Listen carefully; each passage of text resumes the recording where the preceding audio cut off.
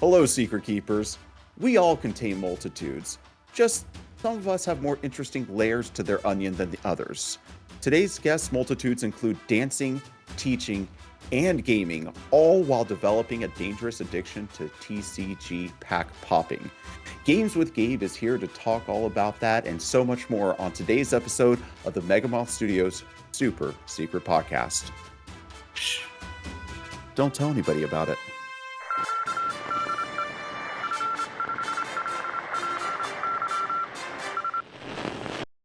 Welcome back to the show, Secret Keepers. I'm your host, bear performer advocate Joel Watts, joined as always by Bear scriptwriter apologist, Danny. And today we are joined by Gabe of of Games with Gabe. How are you doing today, Gabe? I'm doing good, and I just want to say I love your shirts. I don't know if this was planned, but I'm a big fan. We like it. It's always like nice your when there's shirt a too. matching. Yeah, you're looking sharp there. I think black and white is your colors, man. I know, I think so too. But thanks for having me on, guys. I'm excited. You're We're welcome. excited for you to be And so today we're going to be talking with Gabe about things such as dancing and teaching and content creation. But before we get into that, I'd hate to dance around this issue, but are you two ready for the question of the week? Now let's do it. Yeah, Are you good there, Danny? Not really, Did I get you with that one? yeah. It was just so much cringe in such a small amount of time. I try to pack it in. All right. So today's question of the week we came up with right before the show. Danny was inspired by this one for this one. What? So Gabe, you can start. What is the best dance sequence in cinema? All right, so this was so hard for me when you sent me this. I was like, I don't know that this is possible, but I had to go with the one that came to my mind first, and it was Split. So I'm gonna do like my number one and then an honorable mention. Okay. Okay. So for me, it's America from West Side Story, and the honorable mention is also from West Side Story, and it's actually the gym scene, the dance scene.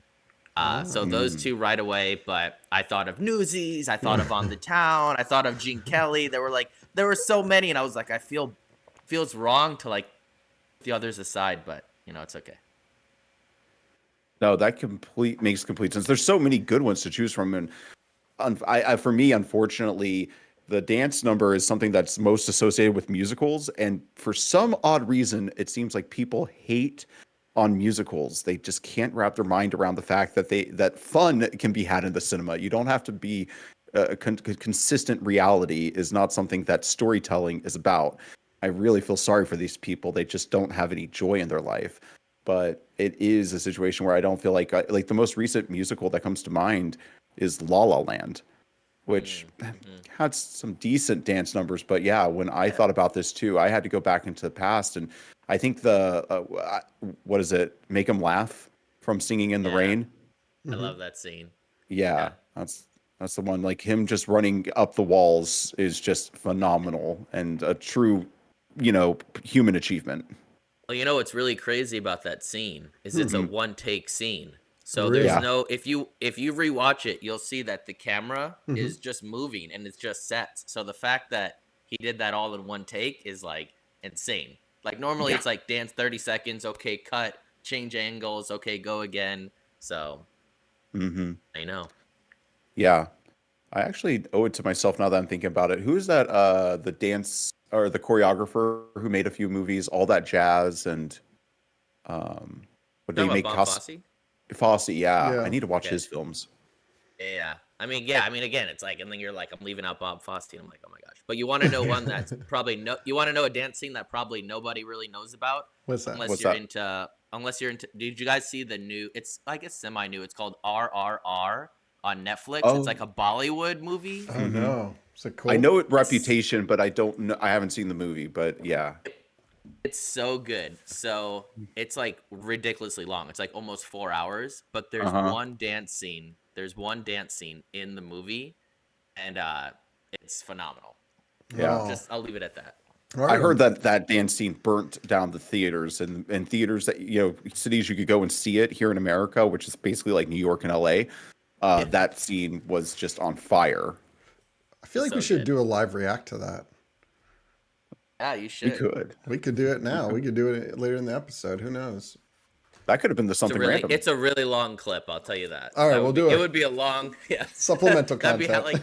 that'd be like Well, a quarter of the episode. I also think context is king, so we're going to have to watch the entire movie up until the dance scene. So we're going to be here a Yeah. while, gentlemen.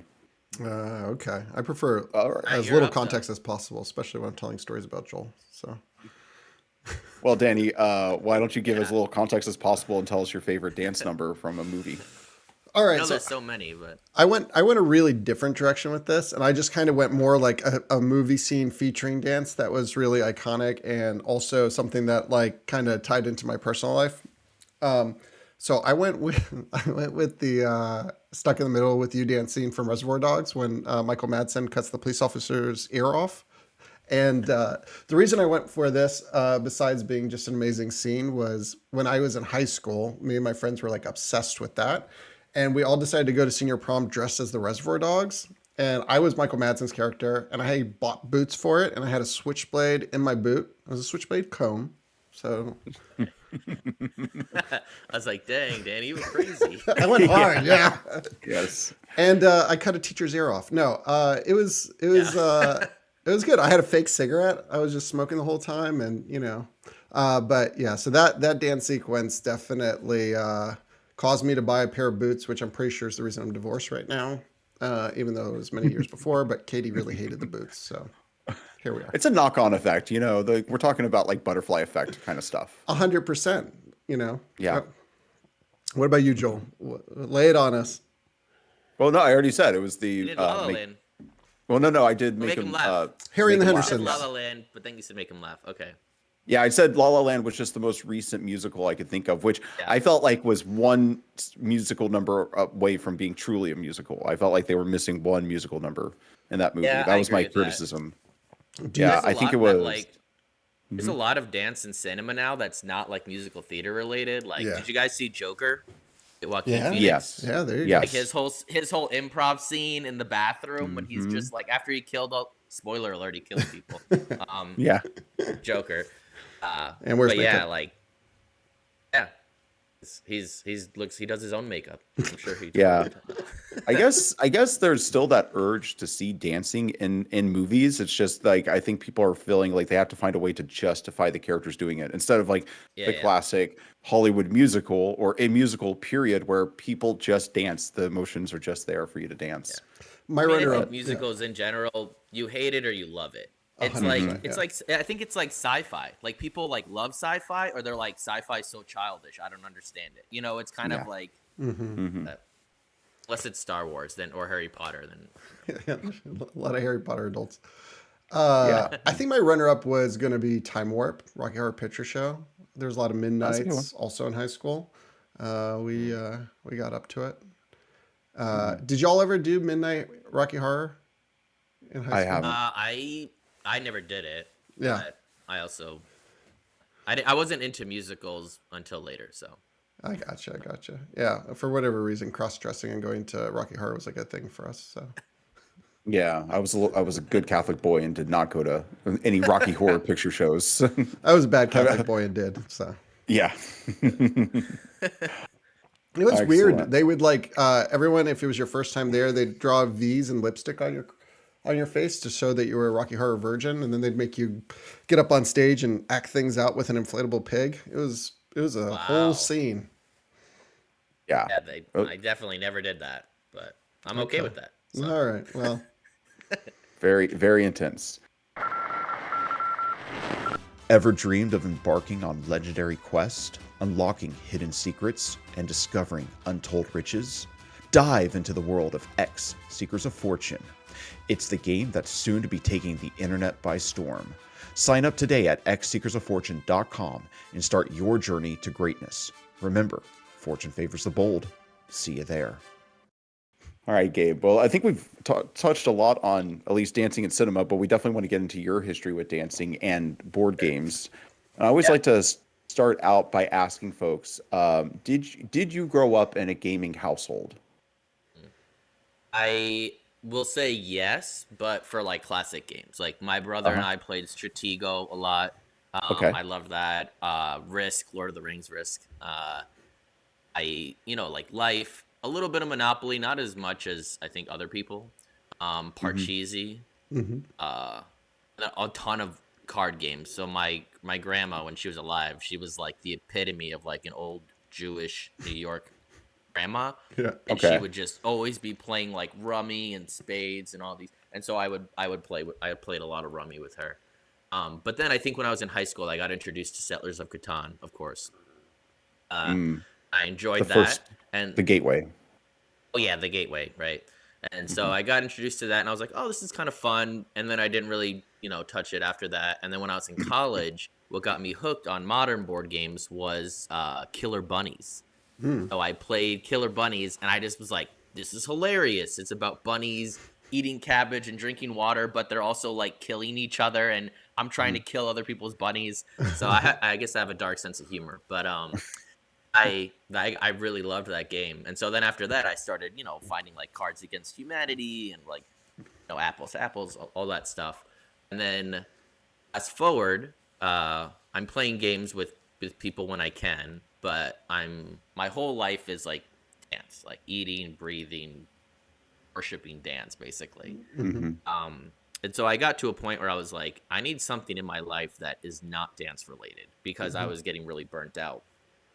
I was like, I could, I guess I could wait tables. I bartended for years. I worked a bunch of different jobs. And then a friend of mine was like, well, they're opening a board game restaurant up in your neighborhood. And I was like, oh, wow, that's amazing. So I look it up. They actually weren't opened yet, but they were having pop ups at like different bars and stuff. So I went to a Yeah. pop up event and they had like they had like 200 games. And it was Uh-huh. just like this husband wife team and some of their friends who were volunteering. And they were just teaching board games, and it was like a game night. So I was like, oh, okay. And so I just went up to them and I said, hey, I'm looking for work. I know you're opening up a restaurant. I'd love to help out. And I was their first employee, and it's called Game Theory Restaurant and Bar, and still exists. It's in Fort Worth, Texas. And Oh. I started waiting tables there because I had a lot of experience doing that. But Hmm. I started learning how to play board games because while I was working there, I realized people gave me better tips when I could teach them games. Ah. So Mm. and if I taught them one game, they were like, "Wow, do you know every game?" I'm like, "No, I don't know every game." Uh, but I started memorizing just a lot of them, and Hmm. the way my brain works, I'm just able to remember rules really well. So it's like one of my hidden talents is I could just like read a rule book or watch Rodney Smith once, and then it just kind of clicks for me. Mm. Doesn't mean Yeah. I win. I lose most of the time, but I at least know how to play. Um, and eventually, when I was working at Game Theory, they were finally like, "Well, do you want to like help curate our game library? And you could just be like our game master." And I was like, "Oh, that sounds cool." I was like, "Sure." So then my job switched from waiting tables to like curating their game library, and that's when I started realizing just how I guess how deep the rabbit hole goes. And I was like looking up all of these different types of games, and I was like, all right, I'm gonna, start a TikTok channel, start an Instagram channel, and I'm basically just gonna do it as a way to find other games, and maybe I could like steer people towards game theory. Hmm. And so I started doing that, and I'm very type A. So going into it, I was like, I'm gonna know how to do this perfectly before I even attempt it, like the Hmm. dancer in me and whatever. So I reached out to TikTok board games and Danny Straining, and I just emailed them cold, and I was like, hey, I want to start a channel. Any tips? And they both responded. Danny actually like FaceTimed with me, and Oh, she wow. was Oh. like the sweetest person ever, and gave me all this great advice. And um, like board games, he was like, make 7 videos and then tell me about it. I'll watch them and I'll give you feedback. And I was like, all right. So after I did 7 posts, I Uh-huh. was like, hey, here's my videos. And he literally sent me back like the Constitution, like an email, just like tearing them apart. He was like, you're panning Yes. too quickly. You're not getting close enough here. The color looks weird. You're pausing too much when you talk. Like all of this. And it was really good feedback. Yeah. Um, He was giving you feedback about like layers deep that you wouldn't even have been yeah. thinking about at that What? point. Like knowing how these Yeah. processes go. Like we're only now thinking about color theory, or Yeah. on our videos. And that's amazing that he was getting you that feedback that early.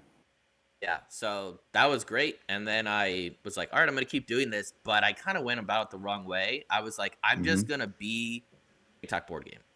I'm just going to like make the videos the way he makes them and try to kind of like replicate. Yeah. And it just stopped being fun for me. I was like, Hmm.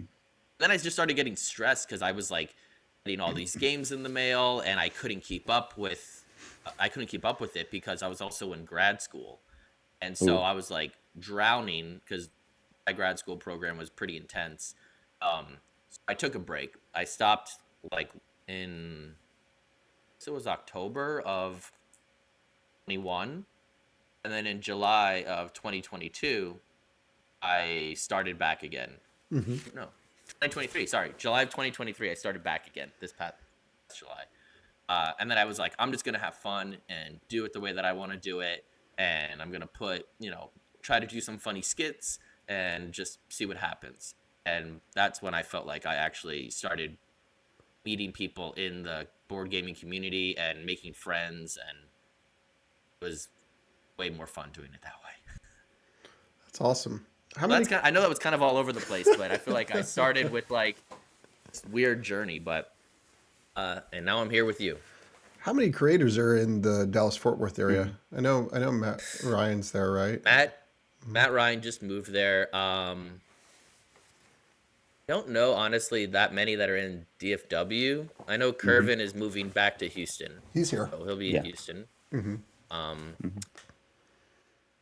oh yeah, there's Dads and Dice. I don't know them, but Hmm. they're like 45 minutes away from me, and they were just featured on like Board Game Geek as like the content creators of the month. Oh, that's cool. So Oh, I okay. think We I need. think they primarily have a YouTube channel, like that's their main source, but they're also on Mhm. TikTok and Instagram.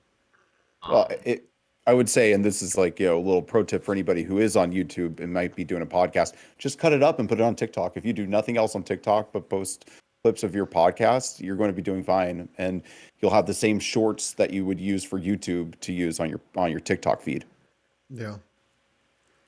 That's basically how why we started the podcast, was just to make TikTok content easier. We're just like, well, if we Hmm. do this, then we can cut up a bunch of it, and we're not having to make individual videos every day. And then we still end up yeah. making a lot of videos directly for TikTok. But We should say, for the record, you make a lot of videos for TikTok, and I really appreciate it. okay. What I guess, as the ignorant person here, and Danny can, like, weigh in on this one too. But how long does it take you, Gabe, to make like an original video? And what if people were to go to your TikTok right now? What kind of Yeah. video content could they expect from you? I think it depends on the video I Hmm. make. If a publisher has reached out to me and they ask me specifically for an overview, because usually I do overview videos and then I'll do like some random funny skits and some unboxings as well. But when I'm doing an overview video, I'm trying to get it into a minute and give them this is basically the overall concept of the game Hmm. and just get you curious. And if it piques your curiosity, then maybe you buy it and actually play it. You Hmm. know, a video like that will take me 45 minutes to an hour. But that's just because I'm really trying to think about every angle that I'm shooting from. How Hmm. I like when you hear my voice in the video, you'll notice my voice always syncs up to the action that I'm doing in the video. So if I say roll dice, you're gonna literally see me roll dice. I'm not gonna say rolling dice and then you'll see me like pointing to something or fanning cards. Hmm. Because I know people are very visual, so they need to Yeah. hear it and see it at the same time. So that can take a minute. Hmm. And then it's also respecting the publisher's lingo, Hmm. Yeah. because some publishers, like, they don't call it victory points, they call it lore, right? So if I'm making the Hmm. video, I'm not going to say victory points if in their rule book they say lore. Hmm. Yeah. I'll try to respect that because they worked really hard to create this world, and Hmm. they want gamers to enjoy it in that way. Yeah. But then We. my funny short videos, they could take anywhere from 5 minutes to some of these lip sync ones that I've been doing recently are pretty challenging. Hmm. Trying to like lip sync and actually talk as fast as some of these people do, and sometimes those take an annoyingly long time. Hmm. What Do you have what about the same? what kind of you mentioned talking to Danny early on when you wanted to get into advice. So I've got a couple questions. One is, What piece of advice do you think you would give to new people now that you didn't get then? So like I guess it's one question really, but Yeah. it's just like what piece of advice didn't you get that you would give people? This is for people that are wanting to do content creation, right? Correct. Like Yeah. Hmm. specifically. Okay. Yeah. So I think actually I got good advice. I just didn't follow it. Okay. Like Danny from the very beginning was like, hey, don't be a perfectionist. Like, just start to make content and you'll kind of find your own voice as you're making content. And I was like, okay. And then instead of not caring, like not caring, but caring less, being a little bit gentler with it, I like so type A that I felt like everything had to be perfect. So I just Hmm. wasn't happy with anything I was making. I also wasn't trying to find my own voice. I was just trying to replicate what I saw other people doing. Hmm. Um, so I would say don't do what I did and actually listen to Danny's advice Different and Danny. be No one okay. listened to my advice. Joel will Oh confirm. yeah, sorry, different Danny. Like yeah, like make the content that you want to make, and you'll kind of find your voice as that goes on. I think a great example of this is actually DG Hmm. on like his stuff is so good, and I feel like I feel I mean I haven't met him in person, but I think that's who he really is. Like I can kind of sense like the authenticity through his videos. He's very funny. He's very likable. And I think he did a really good job of just being like, this is who I am. This is my nerdy self. And this is what I think about board games. Yeah. Um, DG took off like a rocket and ship. yeah, yeah, he's doing so well. And it depends on what kind of content you want to do too. Yeah. Like I do some funny stuff. But most of my channel is overviews, Hmm. which I've kind of been debating how much longer I want to like stick to that formula Hmm. because it's a lot of work, Yeah. it's a lot of hours, and I'm also realizing like I love TikTok for the connections Hmm. Hmm. that it's brought me, but I really like dealing with people in person too. So when I go to conventions, I feel like that's actually where I shine is because I think my strength is actually like networking in person. Hmm. Um, trying to actually do more of that. Okay. No, that makes And my complete advice sense. was the advice was don't do what I did. Do what Danny said. Going back, make a bunch of videos, and you have to just learn. Like, make a video and make 3 of those videos, and Uh-huh. post all 3 of them. And if none of them do well, then you're like, okay, maybe I need to change it up. And then Yeah. try 3 different ways. Like maybe it's first person, third person. Maybe you try throwing some humor in there. And if you're like, God, this feels really awkward, then maybe you don't want to make funny content. Yeah. Don't force it. So Okay.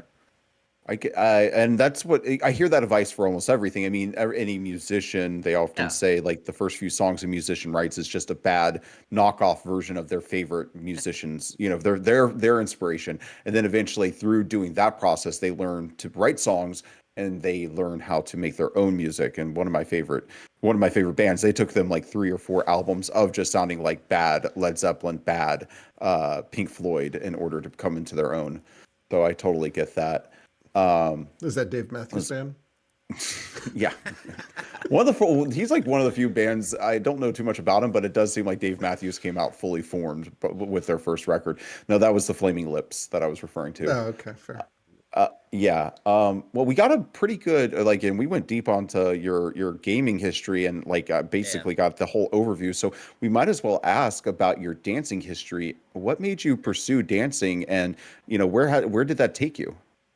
Sure. I'll do this in a shorter version than I did the gaming Okay. one. So I grew up playing sports, mostly hockey. I played hockey till I was 18, and I was pretty good at it. But I was also a terrible student.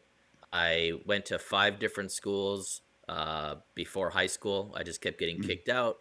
I Oh was in a wow. lot of trouble a lot of the time. And then I cheated all the way through high school. So I had terrible grades, and I was like, all right, I can't get into college. So I was going to join the Army or the Marines. And then I had this teacher that was, they were like, hey, there's this free, well, I should backtrack. Students from NYU Hmm. came to Hmm. my high school and they did a creative movement class.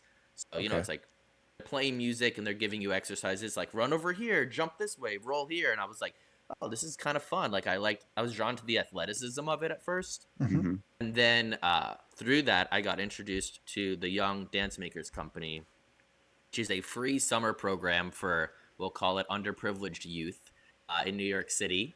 And I was like, all right. So I did that the summer going into my senior year of high school. And it's all focused on improvisation. And then they also give you the opportunity to choreograph, and you get to work with a professional company in New York. They give you some master classes.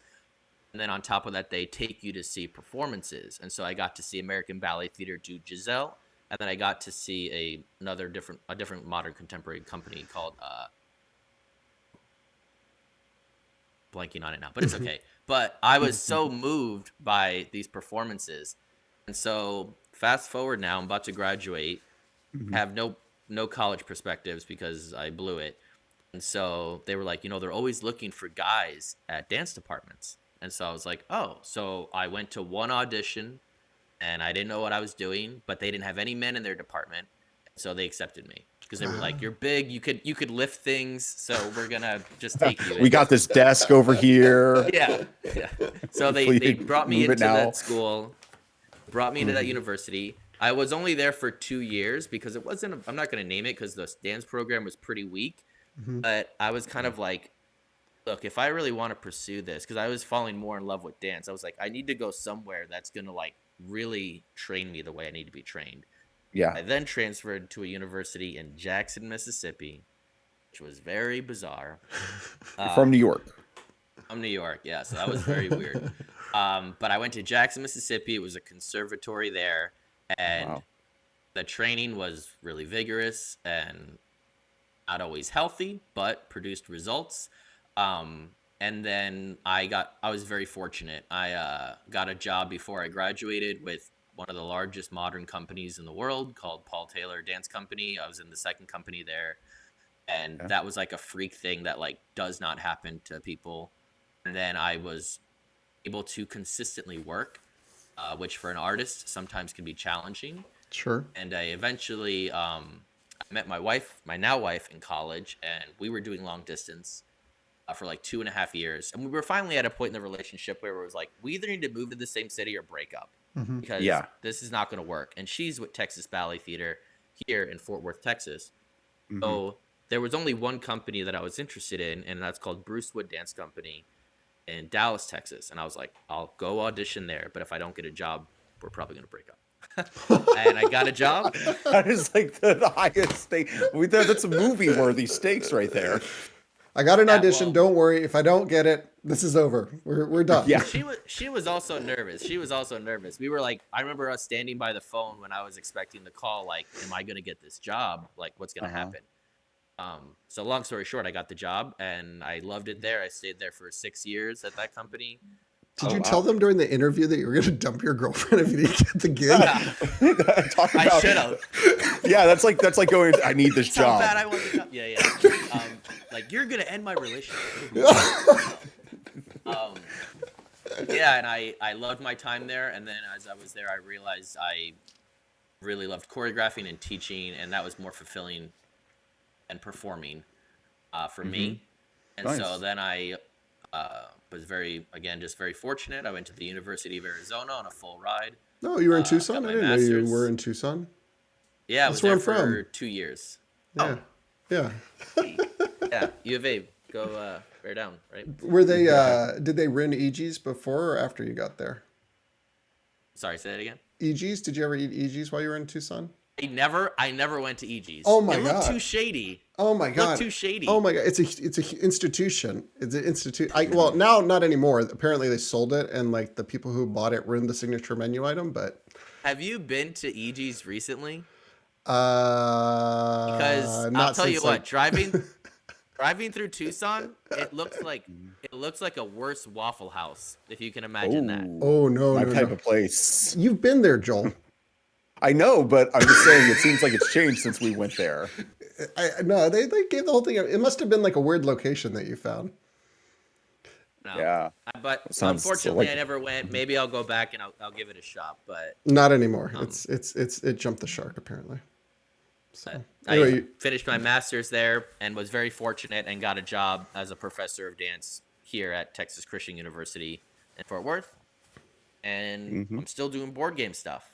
Wait, TCU. Oh, I have a relative who went to TCU. Awesome.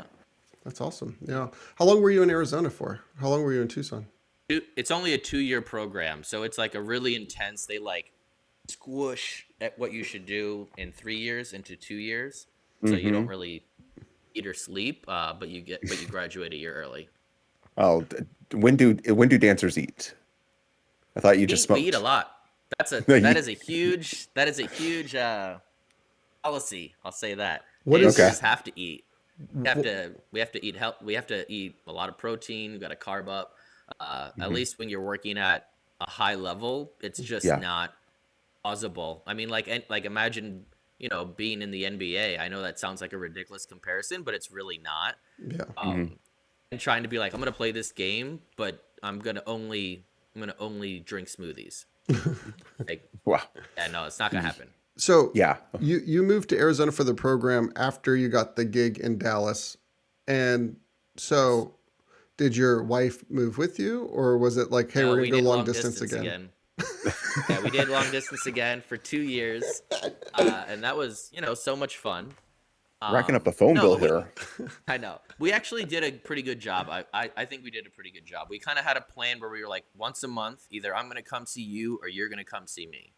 And Hmm. so and of course we like would FaceTime every night, which sometimes was hard because Arizona doesn't do daylight savings. So No. sometimes there's a 2 hour difference, and Yeah. it's like midnight by her, 10 o'clock by me. We're both exhausted, and we're like, "I love you so much," but we're like half awake. So yeah. The thing that I noted from your story that I wanted to go back and ask about is, Mhm. from my experience, and this might be the difference between men dancers and women dancers or something, but usually if you're a dancer that reaches the highs that you reached, you have to start very young. Are you an exception, or is this something that's just like Um. that what the word Yeah. that stereotype applies more to women who get into dance? It it definitely applies more towards women. I Okay. think that's simply because women go through puberty earlier than men, and Mm-hmm. so it's also a lot harder for women to get jobs in dance because it's a lot Mm-hmm. more competitive. There's just a lot more of them. But there are quite a few men that start dancing later that can still get a job. But I would also say like it's not the most common thing for someone to start and then be able to like have an amazing career if you started at like 17, 18. um I think it just depends on the individual. I think it Mm-hmm. depends how much work you're willing to put in and how much you're willing to sacrifice. As Mm-hmm. much as I loved dancing and what it brought to my life, I couldn't go to a lot of weddings. I had to miss a lot of funerals. You can't just take off to go see family, so you have to kind of be willing to sacrifice all of that for the Hmm. sake of your art. That's a Okay. lot.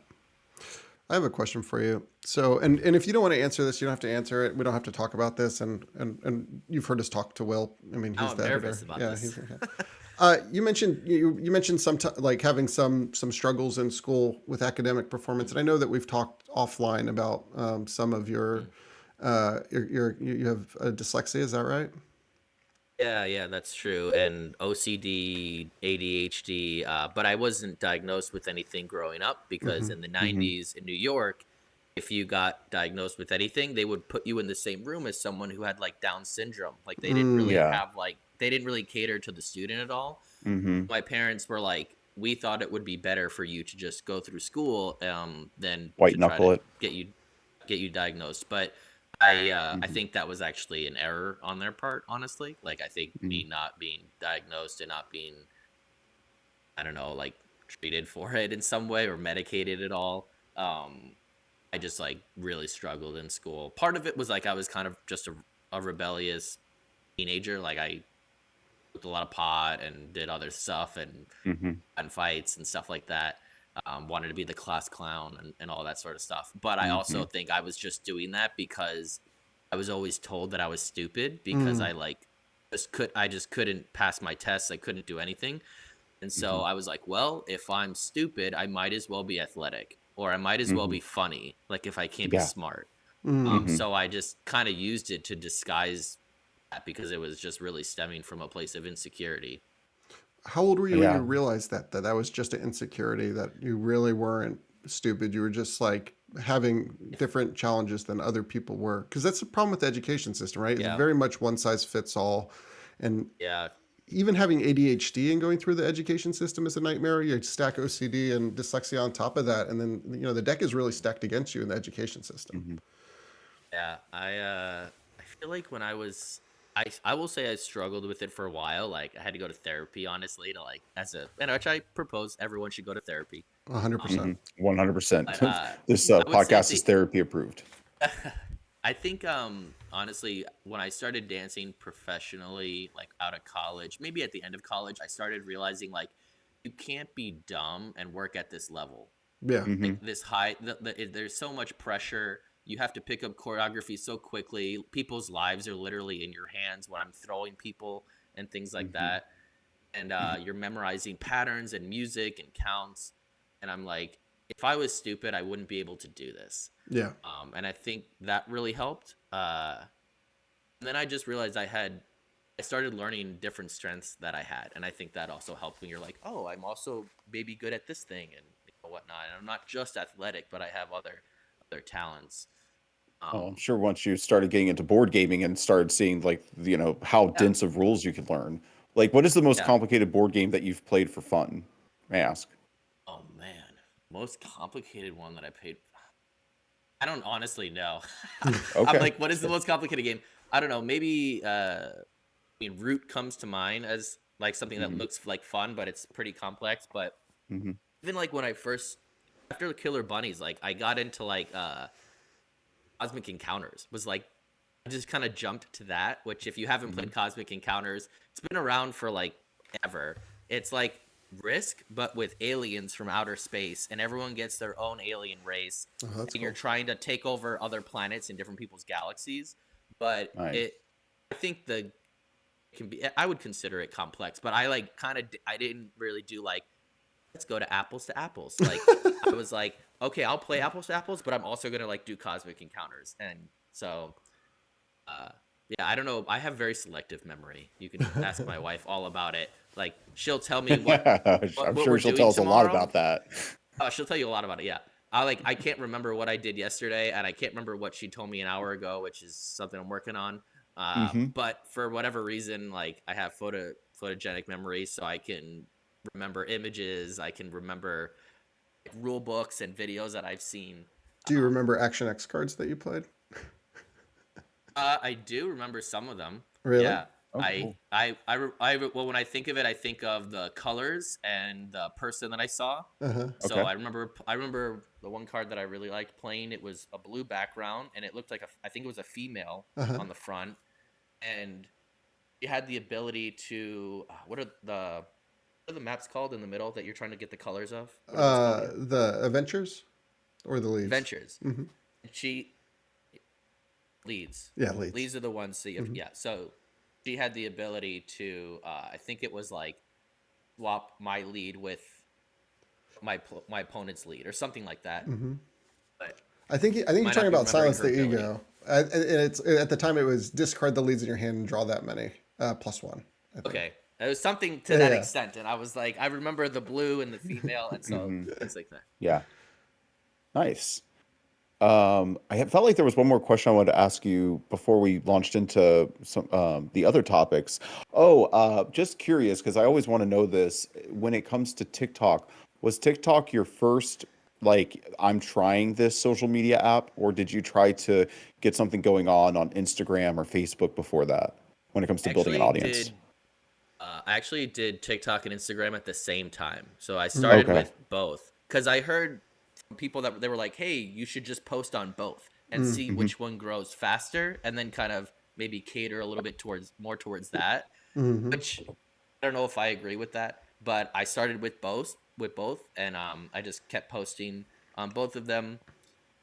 And I love both of them for different reasons. Like they actually both have their own communities. Like Yeah. there's like board game Instagram and like board game TikTok, and there is a lot of crossover. But like even when I went to PAX Unplugged, there were a group of people from Instagram that I was meeting up with, and then there was a group of people from TikTok I was meeting up with. So That's awesome. Who are the who are the people on Instagram that aren't on TikTok? Because that we really only know the TikTok community. We're I on f- Instagram, but we don't really engage the same way. yeah. Well, I think now I'm gonna have to. Now I'm on the spot. But It's all right. Take your time. We can. We'll edit you can this just out to look make it through my look feed like. and it will. Yeah. I'll Okay. make Gabe look a little quicker on the I draw. will say there are some people that are more recently on TikTok now that were on Instagram for a while first, like Board and Shield. Okay. I love his stuff. Like he does great reviews. If you want like a good review on a board game, like Board and Shield. Also like obsessed with board games. Like she I think started on Instagram and then went to TikTok, but I think it's because there was a lot of buzz. Like people were like, oh, there's a lot going on TikTok with board gaming, so people started from Ah, Instagram over. Um, Mhm.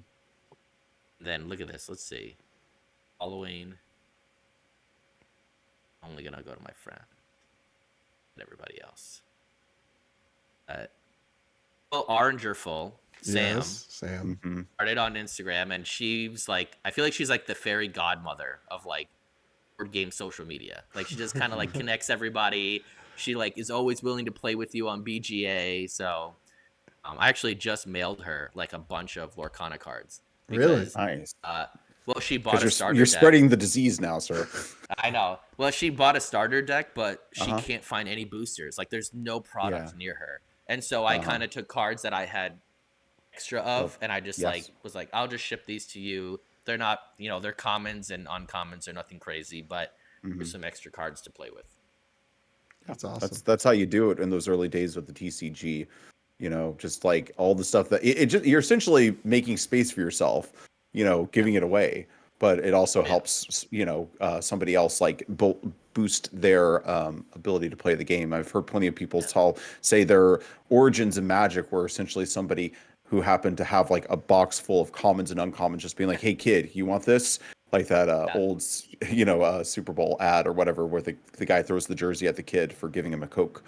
They just happened to get dumped a whole bunch of cards, and then they had to make sense of them afterwards. Yeah. But no, that makes a lot of sense. So you mentioned that you at PAX Unplugged, you met up both with your TikTok people and your Instagram people. Well, what else did you do at PAX Unplugged? What was your experience like at this most recent convention? Yeah. This was my first PAX Unplugged, and I think I Okay. kind of jumped into the deep end, honestly. Like, a lot of people were like, if it's your first one, just go with the flow, just like show up and do whatever. And I actually got hired by Sabotage, which they're a boba tea shop card game, and now they're Moko games. So Eric, who is the designer, just started Moko Games, Mountain Coastal Games. And Wow. he I actually met him when I first started my channel. He was one of the first games that I got, and he didn't know who I had like 10 followers, and he was like, yeah, here's a game. So I was like, okay, Uh-huh. cool. um but he hired me to work his booth and sell his game. So I was working the Sabotage booth, and then I had Uh-huh. meetings, like meeting after meeting after meeting, with a lot of publishers that I had been in contact with, but only Uh-huh. via email. So I wanted to be like, hey, this is my face. I'm a real person. I've done Mm-hmm. content for you. And then also just meet people who I'm a fan of.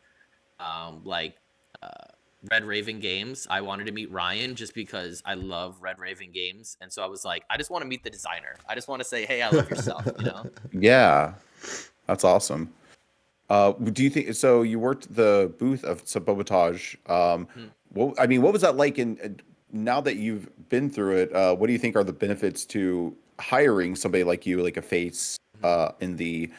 in the gaming community to run your booth instead of like I guess just your friends think or. it's, Mhm. yeah. I think it's really beneficial if you can afford to hire someone to work your booth. Anyone who's worked a booth by themselves, by the Mhm. end of the day, you're dead. You've taught your game who knows how many times. Your voice is hoarse, like you haven't eaten because you didn't have time to go get food. So having someone else at your booth with you like gives you freedom to do other things. Like when I was working the booth, Eric could go meet other designers that he wanted to meet or take meetings with other people because he knew I was there to work for him. Also, like I'm better at teaching his game than he is, and I'm better at selling his game than he is. And that's the Mhm. case with a lot of designers, because a lot of people are like, I designed this game, but I'm not a salesman or a saleswoman or Mhm. a salesperson, right? They're like, That's not my strength. Mhm. So I think if you can find someone, and I'm not even like, I'm small potatoes compared to a lot of content creators on TikTok and Instagram. So obviously, if you get someone like the Zorkable Gamer or like Danny or like Grant to work your booth, like people are gonna come for them. People are gonna be like, Mhm. I love this content creator. I want to go to that booth just because I want to meet them.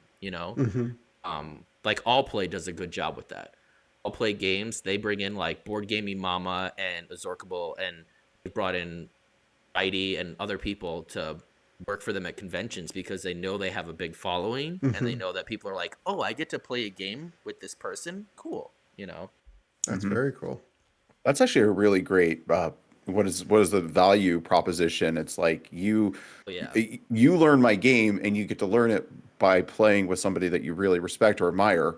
I mean, that's a. I think we're going to have to start looking around for our own, booth, I think a we have booth them. presenter. I think we have a couple of them already. And that's probably true. Yeah. Okay, it's been And it's weird like for us. Yeah, go ahead. I was saying too, like when you're working a booth, like I'm not playing full games of Sabotage because we don't have time for Yeah. that. Mm-hmm. Hmm. You have to kind of you have to know the game well enough to know how to create a good demo. Mm-hmm. Like how many rounds do these people need to play to get a sense of the game and to enjoy it? Like should you include expansions? Should you not include expansions? Like thinking about things like that. Um and so like I always cater to depending on how many players were at the table. If it was a 2-player game, I would cater to that and if it was a 4-player game, I would treat it like totally different as a demo.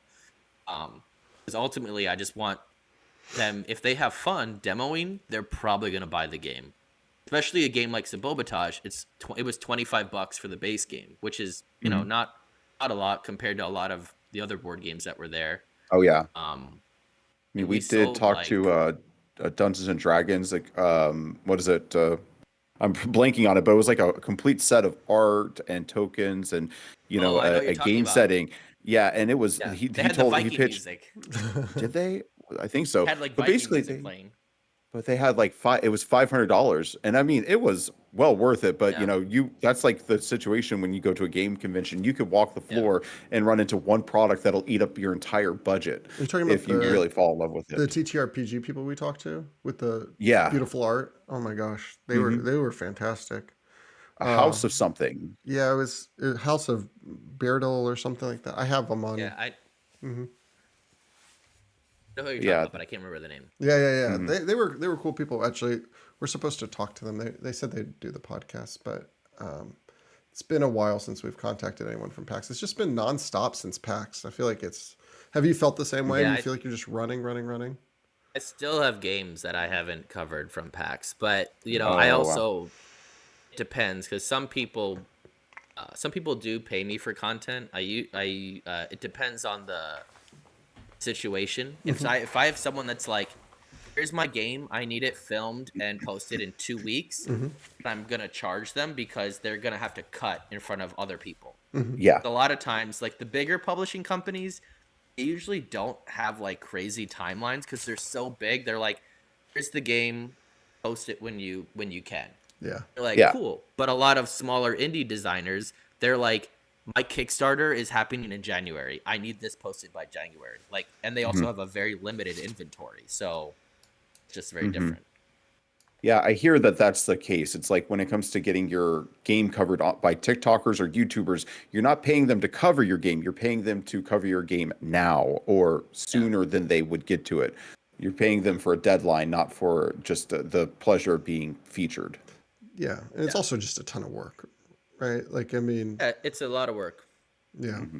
yeah. I mean, I think to the extent that it hasn't been normalized yet. I mean, it definitely needs to be normalized for people to expect content creators to be paid to produce content for them, particularly if you're a company that has the means to pay them and you have no relationships. It's one thing if you have relationships with people and you're starting out and they want to help you. It's a completely Oh different yeah, thing if they don't know you from Adam and they've got a ton of work on their own and yeah, you're asking them to promote you. yeah. I mean, people that I'm friends with, I would never charge them to do a game.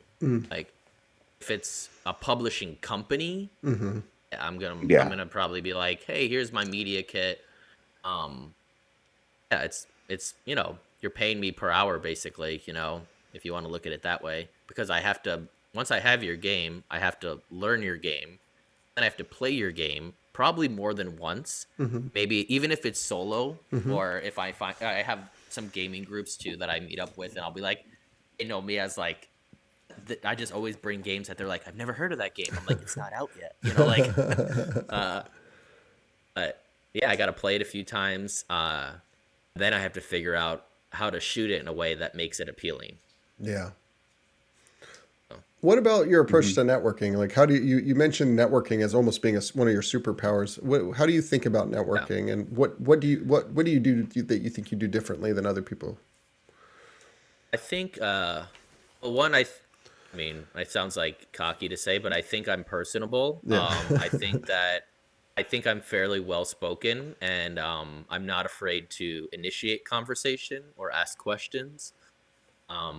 I'm also the king of cold emails, so I'm like, hey, like, email those people that you're curious about, email those publishers that you want to connect with, because worst Hmm. case scenario, they're not going to email you back, Yeah. or they're going to email Yeah. you and say, hey, right now we're not looking for anyone. Hmm. But every once in a while, I find I've had some success with people just being like, who are you? Oh, okay, yeah, sure, here's our game. And I had to do that when I was starting off, because people are like, why should I trust you? Yeah. But I think that in person it's very different, because people know if you want something from them. Yeah. So if you're going to meet publishers at a convention and your goal is, I want to get as many games as I can, they're gonna sense that, and I think it's Yeah. kind of off-putting.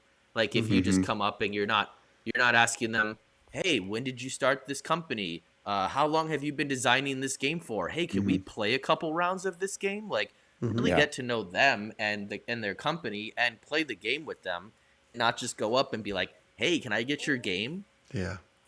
You Hmm. know?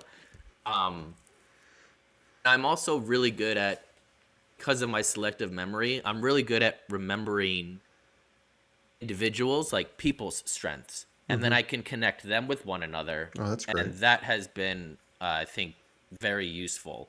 Hmm. Um, like an Almost like a example, matchmaker. well, I don't know if I won't use names because I don't know if I can use names yet. Okay. But I will say there was an event that I got invited to at PAX Unplugged, and there was prototyped games being played, and I played this game, and I was like, this game is so fun, and I know exactly who should publish this game. Because they were like, I was like, are you looking for a publisher? And they were like, well, kind of, but we haven't really pursued it. And I was like, oh, well, I have someone that I want you to meet. Do you want to go to this bar with me right now and bring the game, and we'll play it with this person? And they were like, okay. And so we took the game to that bar. We played it with this publishing company. And then afterwards, that person was like, dude, I have to sign that game. And they went and they spoke to them, and hopefully it'll work out. I don't know what happened after that, but like, Hmm. doing little connections like that, or like meeting somebody who like makes an amazing product, and being like, okay, you make an amazing product, but you need someone on the business end to maybe like help you out a bit, even if it's just with advice. Yeah. So like, another example is Modern Meeple. If you haven't heard of them, they make like, I think they make the best board game accessories on the market. Like, they make a gamey Susan, which is kind of like what one of their best selling products was, but they make a dice throne tray. They have like a solo player one that they make, but everything they make is like, it's amazing. Um, and they haven't been around for even a year, I don't think, but they like sold out of all their product at PAX U basically. Wow. So uh, basically I was like, okay, well, you need to meet Eric from Sabotage, because Eric has a background in e-commerce, and Eric knows how to sell a product, and he also knows where to get like little pieces manufactured. If you're like, how much are you paying for that magnet? $1? Okay, we can do it for, I know where you can get that for 25 cents. So connecting those people where I'm like, you have this product, you have this brain, you two need to like meet and talk. um and so I think that part of networking is something that I'm good at, is just knowing who should meet who, and how do I get these people in the same room. It's a huge skill to have. Do you feel like you have met just like a ton of people purely through like the cold emails? Like, what's the main way you're meeting people? Well, it started just on social media Mm-hmm. because I haven't been to a ton of conventions. I've been to like the Board Game Geek conventions a few times. Mm-hmm. Um, and then and that's where I met a lot of TikTokers that I, been like, hey, let's meet up in person. And then PAX Unplugged, like I said, I was just meeting people who I've already been communicating with Mm-hmm. through email. So it's just putting a face to the email. Um, and then I just put a lot of work in. So Yeah. I'm like okay with being like, hey, I'm gonna talk to you, and then in 15 minutes I'll run down here and talk to you. And then staying up staying up late and having a couple beers with people. You get to know people really Mhm. well that way. How many hours a week would you say you spend on content creation?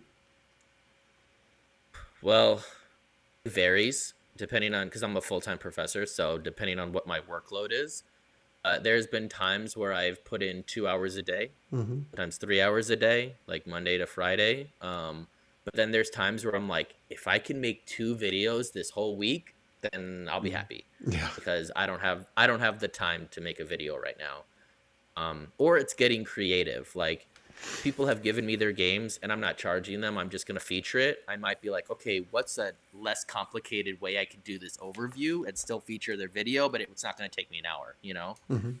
Um, so I think it varies. It could be anywhere from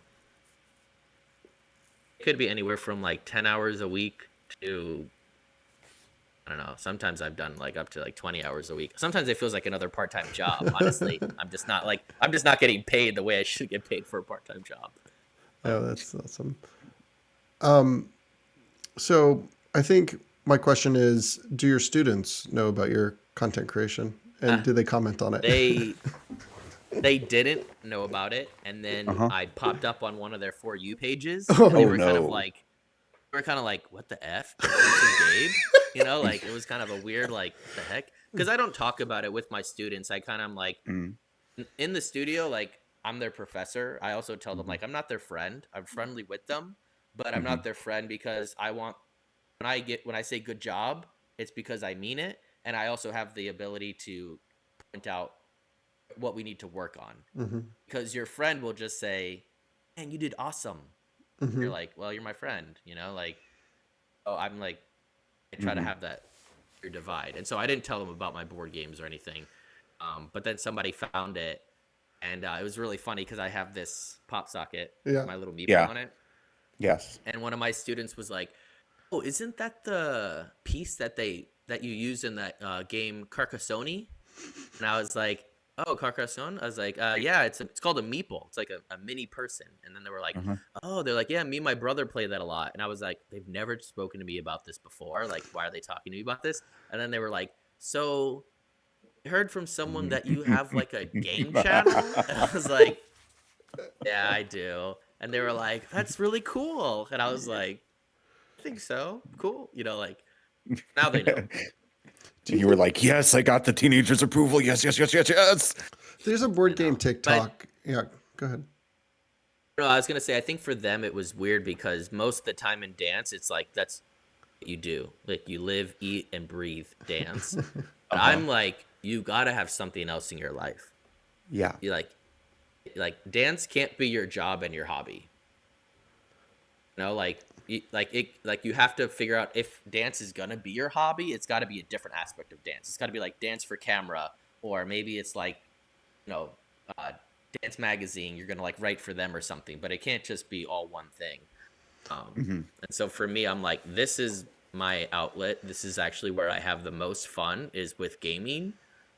I love dance, but I don't like have fun, that kind of fun dancing or teaching. To me, it's a very serious thing and it's something I'm passionate about, but I don't get the Mhm. same joy that I get when I'm playing games. Yeah.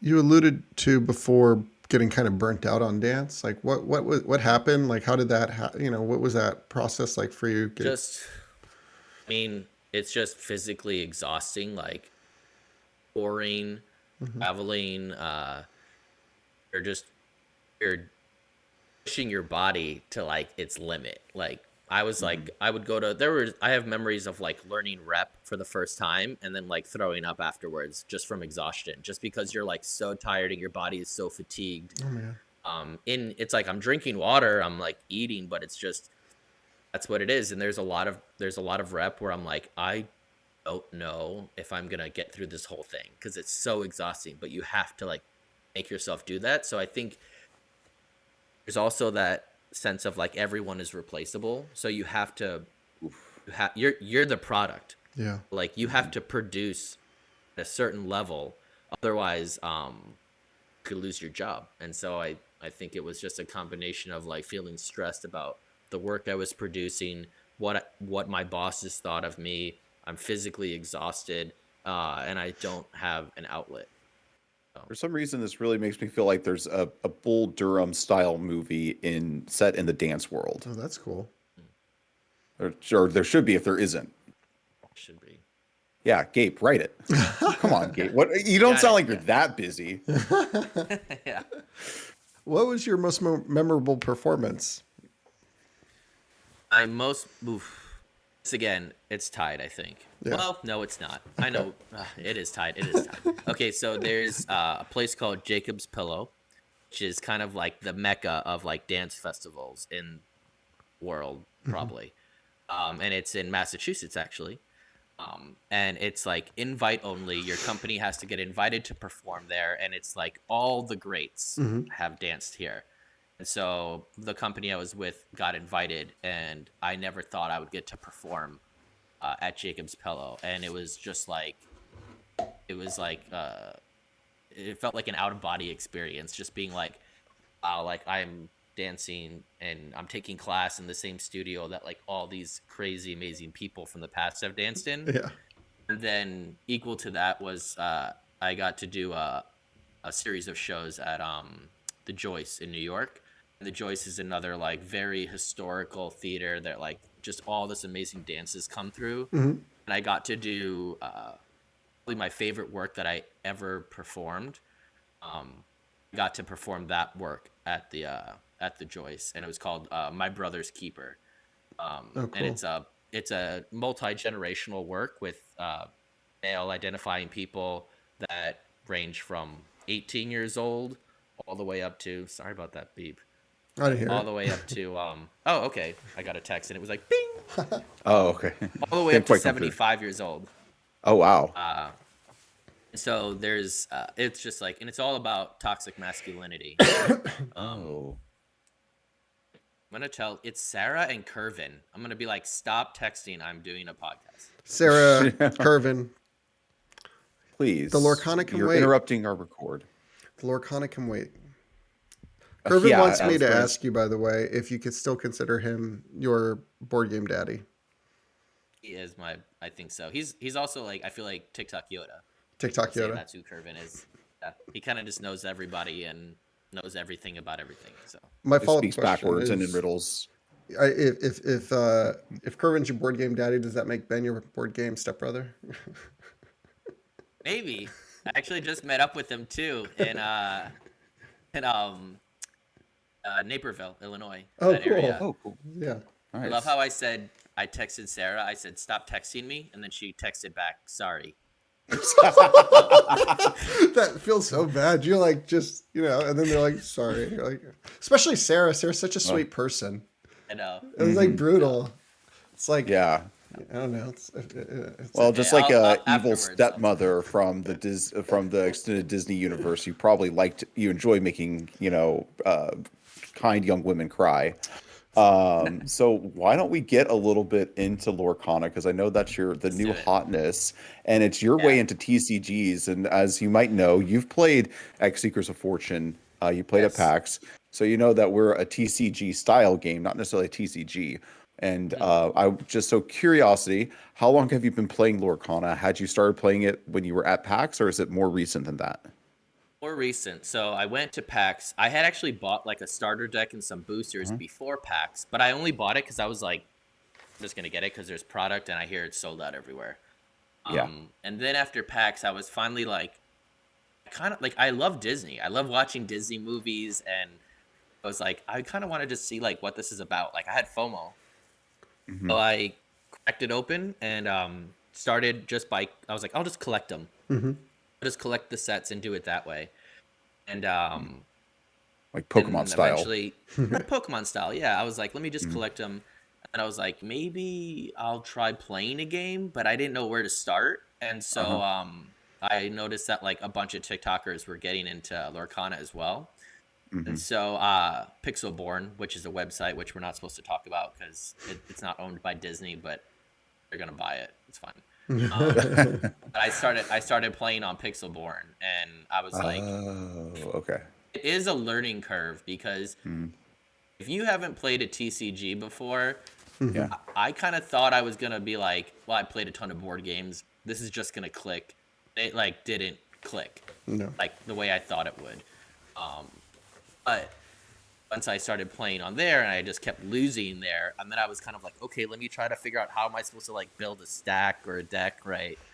Um, then over the Christmas break, I got my father-in-law into Lorcana because he collects sports cards and sports memorabilia, and he has always liked collecting cards. And so when I told him about Lorcana, he like was like, "All right, I'm interested in this." So we've just been buying packs together. We actually just split our first booster box together. Nice. That was really exciting, and I actually played it in person for the first time last night. I went to my first ever TCG event Mm-hmm. at my Mhm. local game store, Oh, and I what's got the name of the smashed. store? It's called Eclipse. Clips. Okay. Eclipse. Okay. Eclipse. I think they have various locations, but this is the only one in Texas. All But right. it was phenomenal. I'll do you'll see a post about it eventually. Nice. Um, but I got destroyed. I lost Mhm. every game I played. Mhm. But to be fair, it was my first event, and I knew I was gonna lose. I was like, "There's no way I'm gonna win." But I showed up, and the first guy that I played was actually a contractor for Lorcana through Ravensburger, Uh-huh. and he got sent places to like play the game Oh my and god. like Yeah. stuff like that. And so he knew the game so well. I was like, I didn't even understand what was going on. Like while we were playing, he was moving so fast because he just has every Mhm. card memorized. I was Yeah. like, I just have to trust that he's not cheating because like Mhm. I can't keep up. Um, and it's supposed to be so you play 3 rounds, and one round is 3 matches, and so it's best of three. If Mm-hmm. you win the round, you get a booster pack. Um, Mhm. it's supposed to take 50 minutes, and I think he beat me in 20. Like We've all he been beat me there. twice in a row in 20 minutes, and Yes. so I was like, all right. But then I asked him questions because I'm always looking to like be better. And so I was like, can I ask you like how do you build your deck? Like how did you build it? And he like went really in depth with like where he started and then how he built characters around a theme and a mechanic. Uh and that was really helpful. And even though I got Yeah. beat by everyone, at the end of the night I got to trade some cards, and some of the guys who have actually done bigger competitions, they helped me build a better deck based on the one that I brought in. Oh, that's cool. So Nice. that for me was really fun. So I'm really excited to test that deck out in person. What kind of Yeah. deck is So it? Yeah. So the one that I've just built is mostly evasive characters, Mm-hmm. and so it's a lot of evasive characters, and it's an aggro deck where I'm just pretty much gonna like throw out as many characters as I can, and in mhm. Lorcana you have to pay ink to Mm-hmm. put your characters out. Yeah. So almost all my characters are inkable because you have some characters that aren't inkable. And if you have too many of those, then you can't get any ink down, and so you can't play any characters. Mm-hmm. And that was Inkable part of means that they could was be played face down to produce ink. exactly. Mm-hmm. So I'll show you Yeah. because I have my cards right here. Hey, there you go. So Are they sleeved up? they are sleeved up. This is my new deck. I have my whole book actually right there of like the collection. Yeah. But You gotta give it to Lorcana. Like at a distance, that just looks like a magic card to me. oh yeah, I mean it's the art is amazing. That's half the Yeah. reason why people are into it. But you can see Of course. here in the top corner, Mhm. this is like how much ink it costs to play this character. Yeah. And then the lore is on the side, and that's how much lore you get if you quest with that person, with Yeah. that character. If Hmm. I want to play this character, the Mad Hatter, I have to already have had 5 inks laid down. And Uh when huh. you create ink, I can say, because I mean, I don't need to get too in depth, but this little ring of gold around it, not every card has that.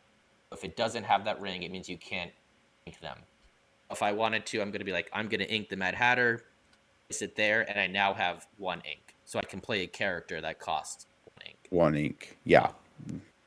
Yeah, so it is one of those games where you can choose the card instead of their solution to the resource system, which I don't know how much you know about Magic or how much you could relate to it now, but in Magic, the debate for years has been, is it bad to get mono flooded or mono screwed? And other games, which it is ultimately, but it is kind of like, an inherent flaw that you just have to ignore in Magic.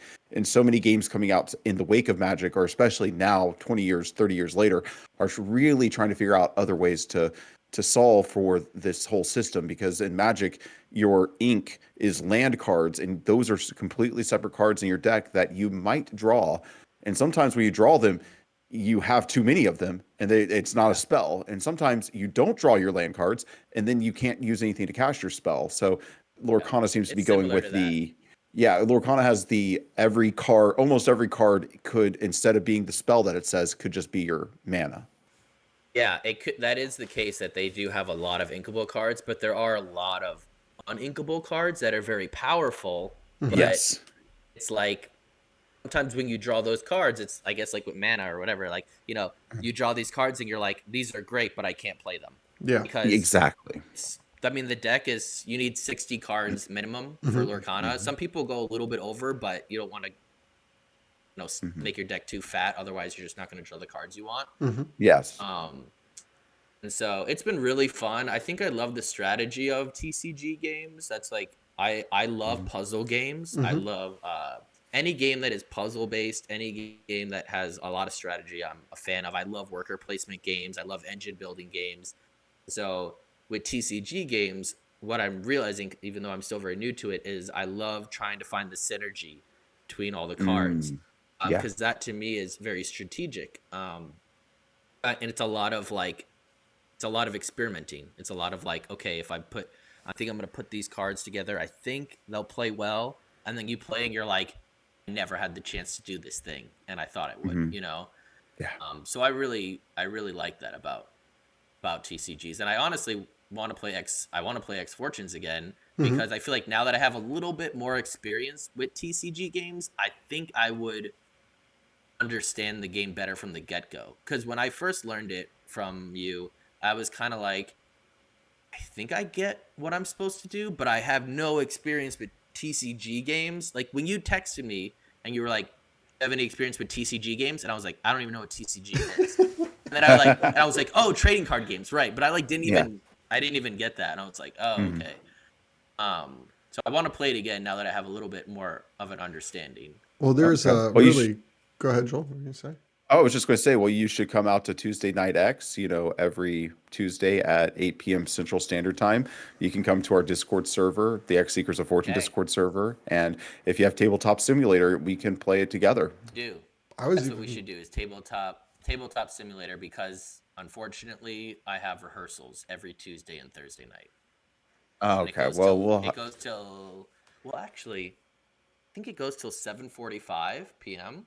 So I might be able to speed home, jump on. Well, we go pretty late. We don't just put down there's not like a portcullis that comes down and closes, at 8 o'clock. You could show up at 9:30 and we'll probably still be around and looking to play one last game for the night. Oh, for sure. I mean, at least till 10 p.m. Central, the streamers are still going, because we have streamers now. There's an intro stream that focuses on just teaching the basics, and an advanced stream that's for the high level.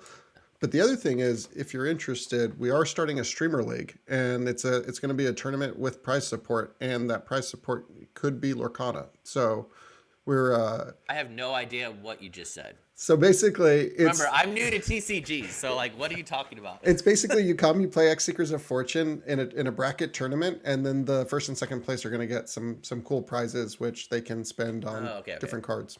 So got it. Okay, that makes sense. Yeah. I was just nodding. I was like, you're like, yes. I don't know what you're saying, but okay. I hope this isn't incriminating.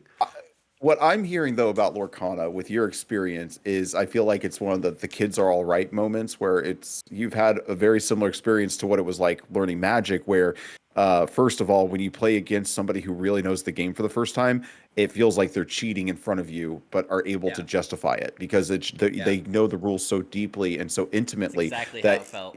yeah, and that's the same. We were talking with Emmy about that a couple of weeks ago. How like when you first play Magic against somebody who actually knows how to play Magic and not just how to swing cast creature spells and swing them at each other, and they actually know the other intricate rules. It's just like, what are you doing? I feel like you're cheating in front of me.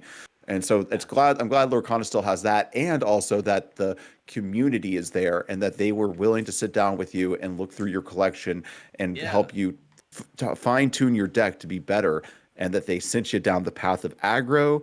I think that they're good people. I disagree. Control's Well, where it's I at. was talking I was talking to well, the guy that whooped me Yeah. was total control. His whole deck Mhm. was built around making you discard. Oh Yeah. yeah, that's Everything he brutal. played made you I never had any cards in my hand. I was like that's where it felt like it was cheating. I was like I can't even hold cards cuz everything he plays makes me discard. Mhm. Um but uh it's funny because I didn't really I mean, I know that every community can have some, toxic energy in it. Yeah. And Sonia was telling me that she was so happy. She actually did a post in response to a comment. She was so happy that I had a good experience because she's heard so many stories about newbies that go to an event and it's just like they don't have fun. Nobody treats them well. Everyone's kind of like, oh, this new person's here. And then they just don't play again because they didn't have a good experience. And she really loves Lorcana. And so she was like, I'm just so happy that you had a good experience because I want other people to get into this game, and people aren't going to do that if the environment and if the community isn't welcoming. And a good last little story about that is this same night, my last night of the game. Sorry, my last night of the game. My last night gaming. Um, I almost won one match. I had Okay. 19. You need 20 lore. I had 19 lore, and then I got stuck and I couldn't get the last one, and the guy came back and beat me. Oh And dang. then Yep. we had our next match, and I was like, all right, I almost beat him this time, so maybe I can beat him this time. And then before the Mhm. game starts, he goes, just so you know, this game is not going to be very pleasant for you because now I know your deck, and so I'm going to beat you much quicker. And I was like, Wow. oh, and I was like, okay. And so we play, and he does. He beats me much faster, but before he wins, he has like two more lore that he needs. He's like, hey, I could win this round, but I'll let you keep playing a couple rounds so that you can learn more about the game. Oh, I that's was like, brutal. okay. And so I was like, okay. And so we played like two more rounds, and I'm like trying to figure out like what I can do with my cards to maybe like get some extra points. And then two Mhm. rounds later, he's like, okay, I'm gonna end it now. And I was like, okay. Finish And he just him. beat me. But he did it in a really nice way. It didn't feel to me like bullying me. It was like, oh, he's giving me the chance to know, play with him. And then afterwards, he actually gave me a bunch of cards that he didn't need because he was opening up some packs. And he was like, I don't need these. Here, you can have them. Here, you can have these. And then he was like, let me look at your deck. And he was very like dry, which I kind of appreciate. I think especially in dance a lot of the times, like you just need to be told like, this is what's wrong and not like, Uh-huh. well, maybe if you tried, like, no, you're not turned out. You need that. Yeah. And he just like looked at my deck and he was like, these characters are not helping you at all. They got to go. And I was like, oh, okay, rid of those. So Yeah. That's awesome. yeah, No. Yeah, it is very constructive to it's solid to have that. I don't know, like you said, just dry, let's cut to the chase. This is about winning. At the end of the day, Lorcana, a game like Lorcana is about winning, like just like Magic. So if you want to win, if you want to go to those competitive tables, you need to show up with the honed deck that doesn't have any fat. yeah, Mm, yeah. And I excellent. mean, these guys were pretty serious players. I know like other people were like at other Lorcana TCG events. Some people, I think the fun thing about Lorcana is because it has all your favorite characters. Yeah. So some Yeah. people are like, I'm gonna make a deck with only princesses. I'm gonna make a Hmm. deck that's all built off of The Cinderella Cast of or Aladdin. whatever, Snow White. Yeah, the Cast of Aladdin, whatever. And so some people just create decks because they just want to have fun playing with these characters. And then you have the other Wrong. side where you have people that are like, no, I'm just here to win. I'm not gonna worry about if all the seven dwarfs are together, or whatever. Um, Hmm. Correct. and so like yeah, I keep hearing stories like that, and I don't. Maybe I'll build a deck like that, but I'm honestly more interested in being like, I want to build a deck that works. Yeah. I don't want Yes. to just build. I don't want to build a deck because I'm like, I love Cusco, so I'm gonna just. Although he is a great character, he's in my deck, but I wouldn't just put him in there if he was just because he is Cusco. He doesn't get All right. in like that. He Well, might be one a last Spike. question. Yeah, Yeah. you do sound like a Spike. You do know the psychographs of Magic the No, Gathering? no. So there's three different like psychologies of player. And Danny, if I screw this up, feel free to step in and correct me. Okay. But there's Jimmy's I think they're who like Johnny's. Johnny, sorry, yeah. I always because Timmy and Johnny are so close. So Johnny's all about big, the big, just power plays. Big creatures swinging in for a lot of damage, and that's a magic where what you're doing is turning your creature sideways and attacking your opponent. And so they're usually about that. Then there's Timmy's, and Timmy's are all about the intricacies of the rules and creating combinations of cards to do something big and I guess you would say flamboyant that they can be called clever for. That's a So Johnny. that's a Johnny. Yeah, But Timmy's like, it's a big creature. Yeah, smash with the big okay. creature. Okay, sorry. I always get those two confused because their names are so similar. But that's because the last one, Spike, actually has a really good separating name, and Spike is all about winning. Spike runs the cards that make him win. He doesn't care if he looks clever winning. He doesn't care if he looks dumb winning. He just cares that he wins. He doesn't even want end of the day. fun. He just wants to He doesn't win. even want fun. Yeah. I don't know if I want fun, but I do think I also like want to win. But maybe it's just because I got beat so bad my first time. Like I'm trying to go to another event, and I'm like, I just want to win like one game at my next event. Like let me win one game. Hopefully I can. But we'll see. I feel like I got to get on Pixelborn and just try and see what it's like. And you can play with your friends on Pixelborn. So you can play with randos, but you also can create a room, and then like I played with Kervin and Sarah that way. And we just FaceTime while we're playing cuz it was funny cuz like yesterday I asked Sarah if she would play me so that I could use that deck and just test it out.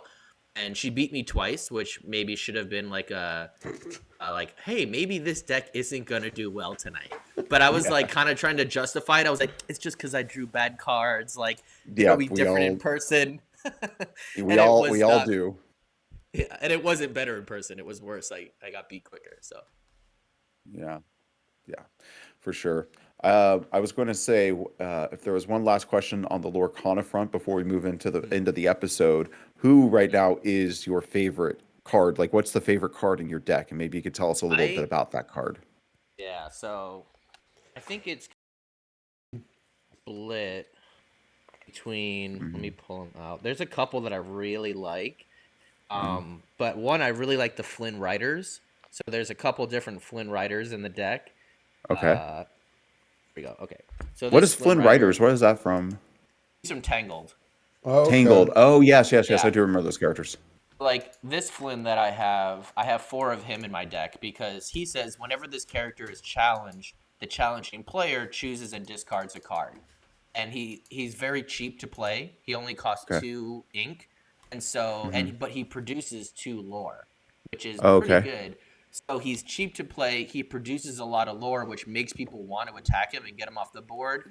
But every time they take him out, which he's not hard to take out, but when they do, then they have to discard. So it's a way for me to thin their hand out.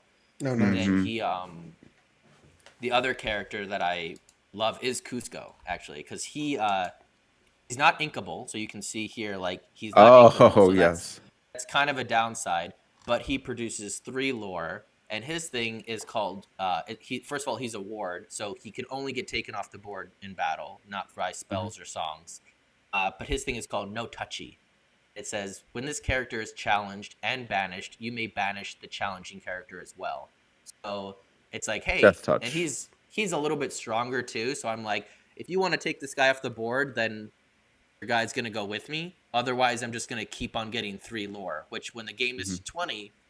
That's a lot, you know. So yeah, it's good conversion those are rate. Those are my 2 favorite right now. Excellent. There's a lot of cards that I've been beaten by that I'm like, wow, I want to learn how to use that card because it destroyed me. So. Oh yeah, the best deck in Magic the Gathering or Lorcana is the deck sitting across from you that just spanked you. That's the best deck. and not in a good Ex- way. Yeah. Yeah, not in a good way. I just want to say for the All right. record before we move on from this, you're talking about the guy who made you discard your whole hand. When I first learned to play Magic, I learned from Joel, and Joel would just mind rot me after mind rot me. And like I would just constantly have to just discard all my cards. So Joel has a little control in him. He doesn't like Yeah. to admit it, but there's some sinister qualities there underneath the surface. I have some machinations. I think like yeah, I prefer my control decks to rip apart hands versus counter spells. I'll say that. Sure, All one right. day when I play Magic, I'll understand all of that. Yeah, yeah. We'll get you, next time we meet up, maybe we'll have a big Lorcana Magic crossover and we'll all play some old school Magic the Gathering and show you Lorcana kids how us old fogies did it. Yeah. All right. I do wanna get into it, and Kervin was saying actually he was like the reason why a lot of us I think are getting into Lorcana is because when you go to board game conventions, you can't carry around all these board games that you want to play, Mm-hmm. but TCGs you can carry this Yeah. around. Yeah. This is all you need to play. So you're like, okay, cool. That's why they exist. I mean, Magic Yeah. was literally created to be played between rounds of Dungeons and Dragons, and Yeah, or carried downtime during dungeons. Yeah. conventions. Okay. Yeah. And now they're did you see the guys this is a tangent and we need to be moving towards the end of the episode. Did you see the folks I always forget, Danny, remind me of the name, but they had the lanyard game that Yeah, was Worn like Wanderers. Oh yeah. Worn Wanderers. And that's like the next evolution of the Magic thing, because it's like Magic, you still have to have a table to sit down at. Their game that you don't even have to sit down. You could be standing up playing upright a game against somebody. So it's just I didn't get to this play their technology. game yet, but I saw it at Yeah. PAX 2. I saw people playing it, and I was like, "What the heck are these people doing?" And they had their lanyards, and they were like swirling on it. I was like, yeah. All right, Gabe. Well, this has been a wonderful conversation. I am really looking forward to playing some Lorcana or other games with you the next time we meet up at a convention or in between conventions, hopefully. Was there any? This might be. Was it residual or? Trying to think of the term, but basically, we usually like to sum up the key takeaways from this conversation. So, Danny and Gabe, was there anything that Gabe said that you particularly like latched onto? And Gabe, is there something that you said and it's like you really want to put an underline on it? So I would say from what Gabe said that really resonated with me. I mean, I think first and foremost, like with the cold email thing, it may sound like conventional wisdom, but really like you do miss 100% of the shots you don't take. And the worst case scenario is that you're going to get an email. I mean, you're probably not going to get an email. That's the most likely worst case scenario. I guess the real worst case scenario is you get a creep emailing you back some weird stuff. But if you're not emailing Megamoth Studios, it's probably not a big risk of that happening. That's probably not an issue. We'll let you decide who the creep is. I think what I would go back to is just make content that you love. Make content that you enjoy making. Because if you enjoy making it, chances are people will probably enjoy watching it. What's realistic is like, no matter what you do, I would say like 25% of the people that watch your content are not going to like it. Yeah. You could, I don't care who you are. You could be like the most charming, fun person. You got great sense of humor. You have an amazing camera, whatever. 25% of the people are going to be like, this is dumb. Yeah. So it's like, you're not going to be able to please everybody. So just try to be authentic with the content that you do make. And if people think you look childish, like whatever, like I think you have to, I think it only helps you grow in confidence when you're just true to like, this is what I love. I love card games. I love board games. I like making silly lip sync content. And sometimes I wear a wig. Sometimes I wear my wife's dress, and that's okay. And if people want to judge me for that, I don't have time for them anyway. I would just say, make the content that you love and just keep doing it. And eventually you'll find like-minded people doing that. Absolutely. Yeah, I can give that one my classic hell yeah, brother on that. And if we happen to be making content that you love there in the audience, please like this video and subscribe on YouTube. And if you like us, but you don't want to watch us, you can also subscribe on almost any of the podcast platforms out there, whether that be Spotify, Apple Podcast, or my favorite, Lastcast. So just find us out there and give us a 5 out of 5 star review for this 5 out of 5 star conversation. Breaking news, Fortune Seekers. X Seekers of Fortune now has its pre-launch page live on Kickstarter. Click the link in the description below so you can be one of the first people to support X Seekers of Fortune. Also, there's probably going to be some bonuses if you support within the first 24 hours, so be on the lookout for those announcements coming soon. Thank you so much, Fortune Seekers. Please support the game, support the show by liking this episode and subscribing to our podcast. And you know what? Support each other. Back to the show. So with that said, it's time for us to move into a little something random. And from what I understand, I'm getting a reprieve this week, and I'm not going to be tortured by Danny, but instead I'm going to be delighted by Gabe and your creativity. Yes. Okay, so first off, do you have any magic cards within reach of you? I can I get can some go and very grab quickly. some. Can you Okay. grab just like a handful? Okay. Well, they usually come in packs of like 100. Oh, okay, grab 1,000 then. No, I'm kidding. No, he just wants to claw up the kitchen or the couch. Okay, so I grabbed here tell for me, don't everybody to tell me. see. Don't tell you. Okay, Tell me. okay. Well, here's my classic Ultra Pro deck box that has my cards in it, and I'm ready to pull cards whenever you're ready for it. All right, so this is what we're gonna do. I have just a couple of characters from my deck. This is kind of. I was trying to think about how I could combine some improvisation with some TCG stuff. So we have two ways that we could do this, but I'm gonna try this way, and I think it'll be better because you probably know the cards that are in your hand, Yeah. but I don't, and you probably don't know the cards that are in my hand. Okay. So we're gonna take turns. I'm gonna pull a card. I'll read it, and then one of you are gonna have to create a gesture, Okay. or it could be pose, if you will, Okay. on how you think that character or what that card would look like. So it's how do you use imagery to generate movement? Okay. And the imagery is coming from what's in here.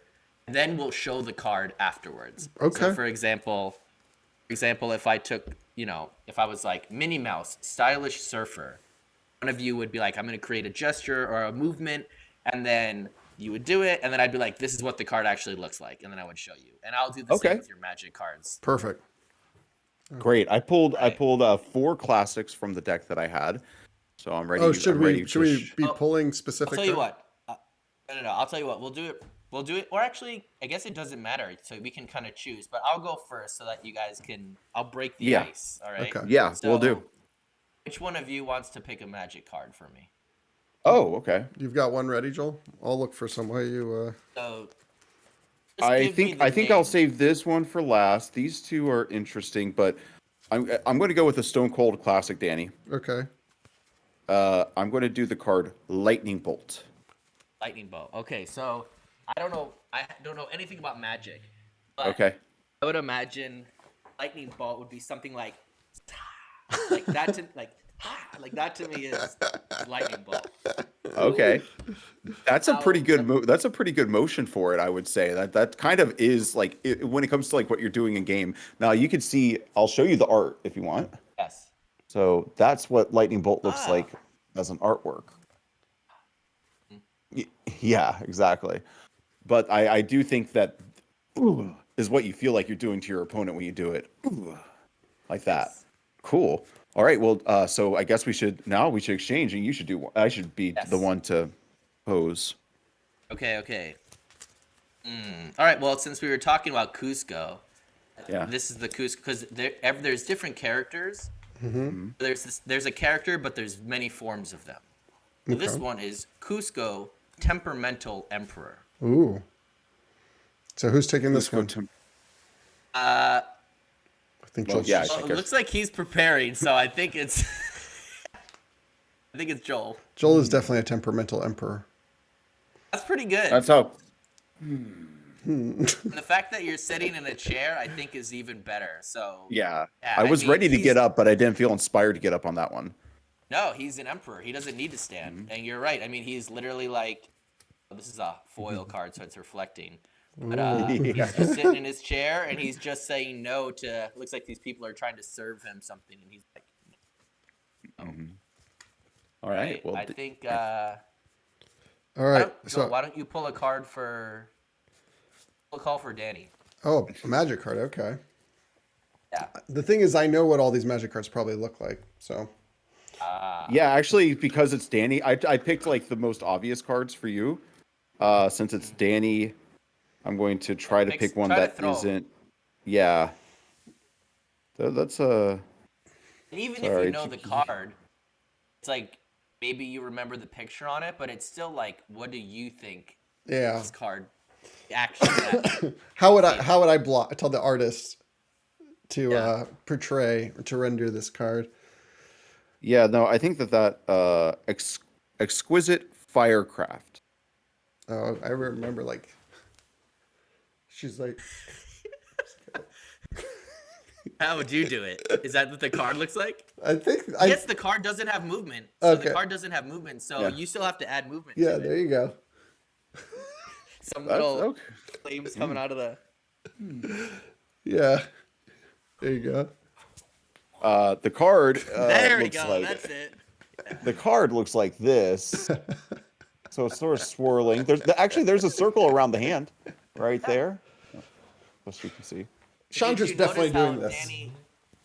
Danny, you really came alive before you were only using your wrists, and then when you loosened up and you let your torso get involved, that's when it really came alive. I definitely felt like an octopus or some kind of Yeah. cephalopod. All right. This is going to make some great clips. Why don't we do Danny? Do you want to go again? But I'll give you a Lorcana card this Sure, time. sure. Okay. We do. Maybe Okay. if we get far enough in this, maybe we do a competition where we both perform and you choose the one that you think Oh, is I like that. more suited. Yeah. You want to do that right now? Yeah. Yeah, let's do it right now.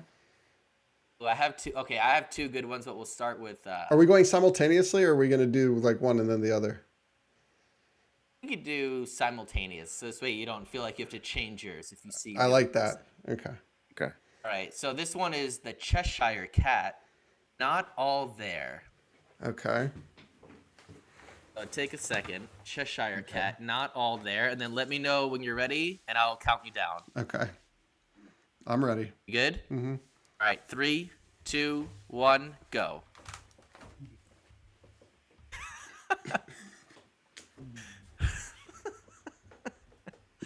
Oh my goodness. Oh man. Okay, this is a tight one. I think I gotta give it to Danny because I can't wait to watch what he was did. He was giving me these bizarre eyes, and this Cheshire Cat has these, like crazy eyes. So Oh, where were you? Where were you, Winston? You could have helped You me were out a there. ringer, Winston. Yeah. Winston's like, did Awesome. someone say Cheshire Cat? Yeah. All right, let's try another one. I've for got you one guys. for you, Gabe. Oh, okay. Let's. Should give it I to me. also attempt to do this one? Sure. Why not? Okay. Why not? Okay, this one is called Venser Shaper Savant. Wait, what's the first word? Venser, it's a name, first name. And then Okay. Shaper Savant. All right. Just give us a countdown, I think. Okay. Yeah. Give me a second.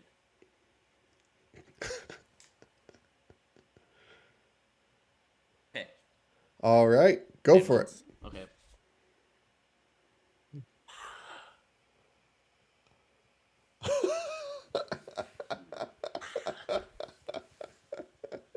I feel like every one I do, I end up getting very fey at the end. It's like very like, All right. I think I'm going to give that one to Gabe.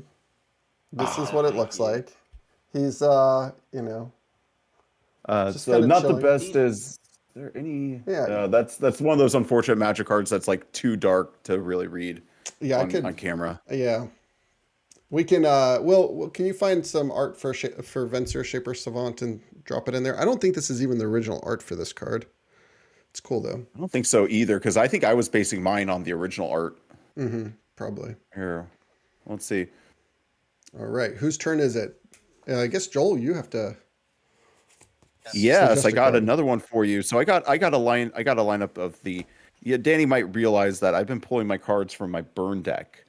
If you haven't realized at home, then you're not a Magic player, or at least not a modern Magic player. So I got the two most popular, the most staple cards of modern burn in my hand. I'm trying to decide which one to go with. Let's get a little fun with it, and I'm going to go with. And you're welcome to ask me anything about this card to inspire you, but I want to go with Goblin Guide. Ooh, okay. Goblin Guide. Okay. And tell me when y'all are ready. I'll do a countdown. Okay, I think Right. I'm ready. Here, I'll do it visually, Danny. You can see?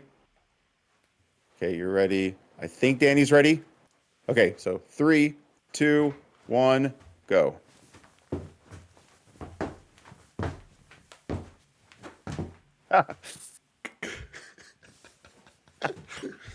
Okay, those were two. I mean, I will say, Goblins. I forget. I don't think this is the original artwork of Goblin Guide. I think I have a reprint art. That's the reprint for sure. Yeah, Can't even see and it. but I'm just going to say, not that I'm trying to play favorites towards the guest, but Gabe, your face work in that was just too much for me to not give it to you. That was acting, my good man. Acting. I do feel like we were very different goblins. Like you were like the hyper goblin who's like kind of crazy, and I was Hey, like come this here, come like here, come here. weird. Yeah, I feel like And I I was was. You just were- like, go that way. I think I was channeling the original Goblin Guide. Although now that I see him, he's got like some weird things going on with his arms. I'm not really sure what's happening. I There. have no preconceived knowledge, so I'm just going with Yeah. what's in my heart. Well, I just like so you that. know, Gabe, I think to give you like the crossover with Magic. So Goblin Guide, Magic the Gathering. Okay, darn it, he can barely see anything, but the lore is power and toughness in Magic the Gathering. I'm pretty sure, and so he's a 2/2. So very much like York guy who comes down and is getting you 2 per turn. Sorry, I'm just seeing something out of the corner of my eye that distracted me. But basically, my deck, this burn deck, is very much like your Lorcana deck. It's like trying to go fast and putting down a lot of small creatures to do a lot of damage quickly. So he's very much like that. Well, I forgot which guy it was, but like you said, the Flint guy who Rider gets guy. 2 lore, Flint Rider. That's it. Yeah. Very much like that. All right. So I at least have one more that I demand we do, just so you know. I've All right, how got about we all do one more. everyone pick one more card? Yeah. Okay. And we'll do it Okay. that way. Oh, okay. Mine's gonna be fun. Just so you know, mine's a spell. Same as mine. All right, I do have to admit this does make me want to play some Magic, and I haven't done that in a while. I'll play with you. Okay. All right, I have 2 options, and I'll see which way my heart goes. Choose the one that's easier for me to play. There's the goblin. Cool. Yeah. All right, so I guess I go, or what do you want to go?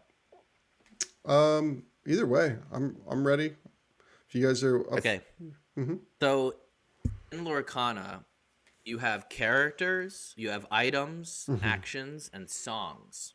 Ooh. Okay. So some of your favorite Disney songs are cards that you can play. That's So cool. I'm gonna give you a song. Okay. Okay. And you have to embody the song. So it's 4 dozen eggs. See if you can if you even know what movie this is. Okay. Actually, I don't know which movie that is. 4 Dozen Eggs is the name of the song. That's okay. Yep, you'll just have to what you think 4 dozen eggs that song that card would look like. Okay. Then I'll give you the answer afterwards. Let me know when you're ready. All right. Let me adjust my camera here. I'll get at something really dramatic here. Oh, okay. Ready? both got it dramatic. Okay. All right, 3, 2, 1, go. Whoa, this is really good. Okay, you know what? Joel, I think you get this one.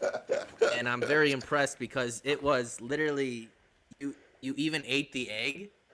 And that's the card where he's juggling the eggs. And it's from Gaston. yeah. It's like each morning I eat 4 dozen eggs and now I'm the size of a barge. I love that song. Yeah, that's a good one. Yeah, so that's an example. On this song, it says like if you sing this song, your character gains resist 2 until the start of your next turn. So Okay. Wait, you actually have to sing Thanks. the song? yeah, no, I'm kidding. Imagine Lorcana players are like singing at the table. No, it's I'm sure some of you them just are. say- yeah. Some of the like unhinged magic sets would definitely have had mechanics like that, like the unsets. All right. Especially the early ones. Is it you or me, Joel? I think let me go last. I think I have a punchline card. Okay, good. Somewhat of a punchline card. All right. The card I have for you, the last one I have is a classic card. Very, very classic card. Demonic Tutor. Oh. Let me see. Can I do this one sitting down?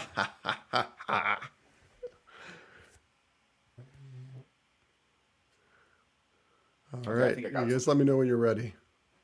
Okay, I think I'm ready. All right. 3, 2, 1.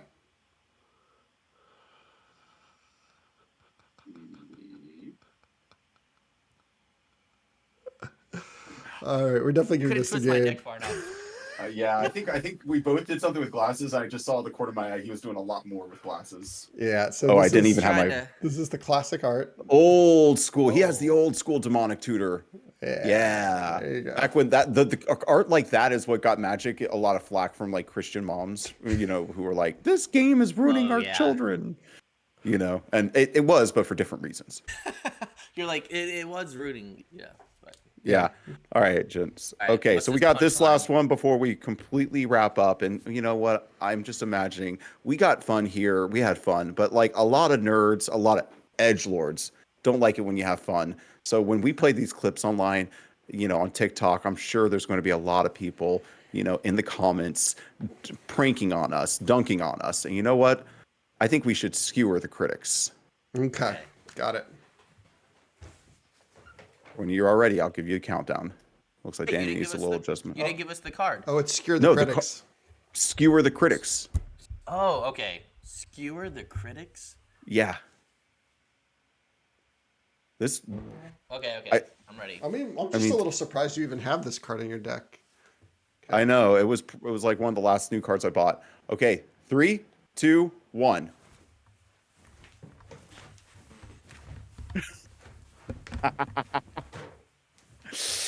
I don't know. I think this one could be a tie. Danny's camera angle was doing a lot of work for him right there. All I saw was this. I was trying to look at what's going on in the camera. So I think Danny was definitely going for the art of the card. And Gabe, I really enjoy your Middle magic. yeah, you're clowning, I guess you would say. Yes, that was great. So here's what the card looks like, and you can see it's. I'm sorry, that's Danny's got to take that. yeah, I think just from the perspective of he was performing the card. Oh yes. But yes, 100%. but we will definitely be. If anybody, I hope we can make a GIF out of your whoop. Yeah. Because if anybody criticizes the podcast, I think we're going to just have to post that GIF right below their criticism. So, Gabe, what do you think of people who don't like the Super Secret podcast? Yeah. And just for Danny's edification, the last card I chose but didn't, pull was Monastery Swiftspear. Ooh, I had Ugin the Spirit Dragon. Oh. That would have been tough. I All didn't right. know how to say this card, but it was Knoxx. So I was like Nox, and it's like water spirit or something like that. And I was like, What is it from? spirit, but I don't know. I think it's from maybe Frozen or something. It looks like this. It's like a horse. Ah, The Knock I don't know what that's from, but yeah, maybe. Frozen 2? says Frozen 2 Storyborn. is the only one that I could Oh. imagine it being from, yeah. Maybe I only saw Frozen 2 once, so Same. I've seen it 0 times. Probably still guess it in one on Framed, though. Could you? yeah. Possibly. There's plenty of movies that come up on Framed that I guess with one screenshot, and I've never seen them before. How would you know what's Frozen 1 and what's Frozen 2? I will just have to wait and see. If I get Frozen 2 in one screenshot, I'll let you know what the difference was. I would say autumn colors. That's what I would imagine. Are you If sure I you- saw like something that looked like Frozen, but it had autumn colors, I would think it was Frozen 2. Are you ready to lose another $100 to me on the podcast? No, I didn't lose the first $100. And you and Oh, your, you definitely your did. trickery, You definitely editing did. trickery. We can ask Will. Will, who won the last one? Just put the answer somewhere here, and then Joel can Will, Venmo me. your co-conspirator? Yeah, I don't think so. All right, guys. I think that we must wrap this up, though. Will be upset with us if we go much longer. Gabe, it's been a pleasure having you. Where having me. can the people know you now? Where can they find you? Where do you want to be found? You can find me on TikTok and Instagram. I'm Games _ Gabe. Games with Gabe. I post there pretty consistently. I'm also going to be at some conventions, hopefully. I think I'm going to be at Tantrum Con at the end of this month, which is in Charlotte, North Carolina. And then I think I'm going to be at Gamma in St. Louis. And so if you're going to be at either of those, please let me know. And I'd love to meet you in person. Awesome. Oh, quite good. I hope we make it to Gamma soon. Danny, what do you have for people? No, just check out Tuesday Night X. We're about to kick off the Streamer League, which we talked about a little bit. There's still a couple slots left. There's going to be a prize pool for first and second. It's going to be the first competitive X Seekers of Fortune tournament. And if you want to get in some games and stream some content and have a chance to win some nice prizes, it's a good time. So come check us out on Discord. Oh, that's great. Yeah, it is. It is a really fun time.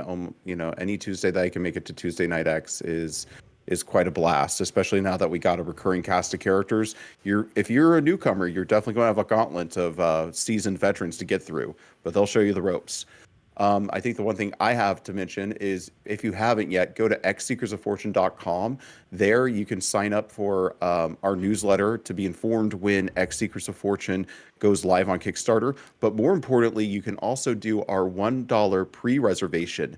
If you pay $1 up front, you will get a special foil copy of Ancestral Dreams, which is a card that's not even going to be in the base set of the game, as well as up to 10% off on your Kickstarter package. So please go over to xseekersoffortune.com and reserve your promo foil today. But with that, this has been Gabe, Games with Gabe. This has been Danny, and I have been Joel, reminding you that you must start somewhere. So why not here? Thank you for listening.